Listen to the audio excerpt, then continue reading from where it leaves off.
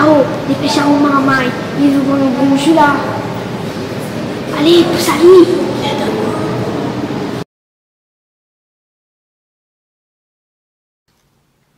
Autrefois produit de luxe, le sucre devient produit de première nécessité. Son usage dans l'économie domestique prend progressivement un caractère banal. Avant d'être produit de manière industrielle, le sucre est considéré comme une épice rare et précieuse. Son prix est élevé, sa consommation limitée. Il sert de condiment, médicament, agent conservateur et entre dans la confection de desserts. Les Européens préfèrent le sucre blanc au sucre brut, coloré. Pour s'adapter au marché, les colonies pratiquent le raffinage. Sucrerie au VIe siècle, en Sicile. En 1664, Louis XIV et Colbert créent la Compagnie française des Indes orientales. Monopole du commerce avec les Indes pour une durée de 50 ans. Elle fonde le port de l'Orient, puis débarque ses premiers colons à Bourbon en 1665.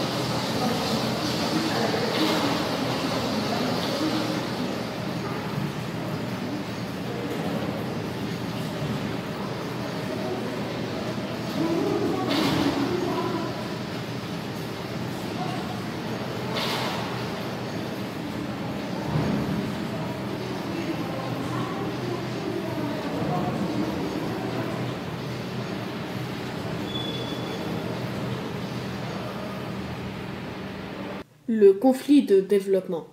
Les guerres napoléoniennes